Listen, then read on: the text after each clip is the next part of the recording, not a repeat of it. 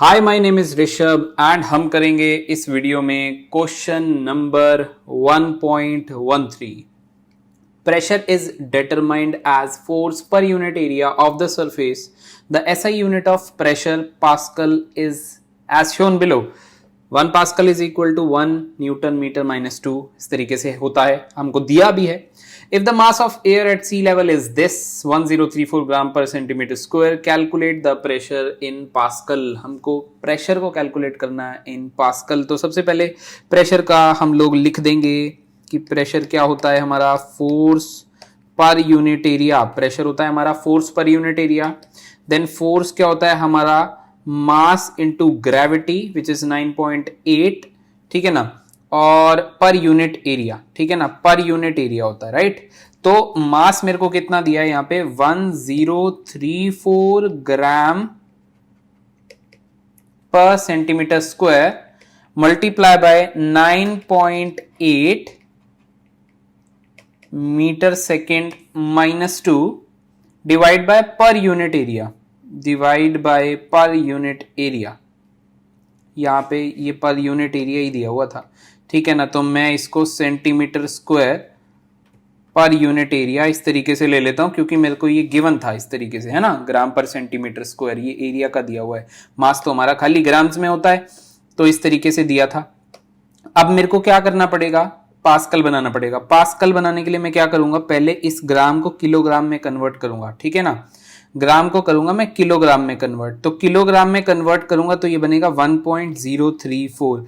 Kilogram में बाहर की साइड पे लिखता हूं, ठीक है। इसका किलोग्राम मैं यहां लिख रहा हूं केजी, और ये इस तरीके से है, और अभी ये सेंटीमीटर स्क्वायर है। तो ये बन गया हमारा न्यूटन, क्योंकि ये तो फोर्स थी, mg तो फोर्स होती है, अब ये न्यूटन हो गया, ठीक है ना। तो ये इस तरीके से बना मेरा न्यूटन में, राइट। तो मैं इधर मेंशन कर देता हूं, और एक और चीज मैं मेंशन करूंगा, यहाँ पे मैं सेंटीमीटर स्क्वायर को मीटर स्क्वायर में चेंज करूंगा। तो ये क्या बनेगा मेरा, 1.034 मल्टीप्लाई बाय 9.8 न्यूटन कर दिया मैंने यहाँ पे, और मैं सेंटीमीटर को मीटर में कर रहा हूं, तो 1/100 मीटर मल्टीप्लाई बाय 1/100 मीटर। तो आप देख सकते हो ये 10 की पावर 4 ऊपर चला जाएगा, ठीक है ना।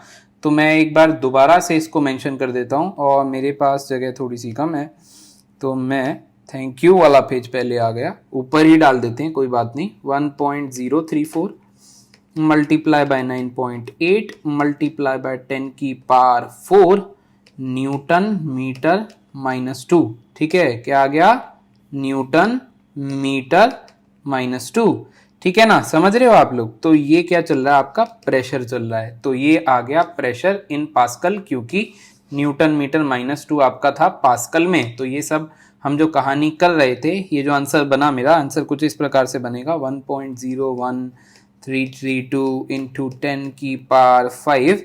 ये जो न्यूटन मीटर माइनस 2 बना, ये मेरा पास्कल में बन गया। मैं एक बार आपको रिपीट करके पूरा समझा देता हूँ, ठीक है। तो इस क्वेश्चन के अंदर हमको प्रेशर निकालना था पास्कल में, तो फोर्स अपॉन एरिया कर दिया। फोर्स को मैंने mg/a डाल दिया। मास मेरा 1034 ग्राम दिया हुआ है, पर यूनिट एरिया दिया हुआ है, सेंटीमीटर स्क्वायर एरिया दिया हुआ है, 9.8 मीटर सेकेंड माइनस 2 ये ग्रेविटी है। इन सबको मल्टीप्लाई किया मैंने, ग्राम को फिर केजी में कन्वर्ट करने के लिए इस टर्म को 1000 से डिवाइड किया है।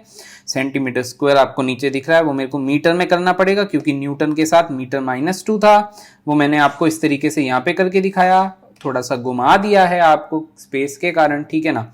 तो फिर ये इस तरीके से प्रेशर बन गया, newton metre minus 2। Newton metre minus 2 मेरा क्या होता है, पास्कल होता है। तो ये आ गया मेरा प्रेशर, ठीक है। तो आई होप आपको ये बात समझ में आ गई होगी अब तक।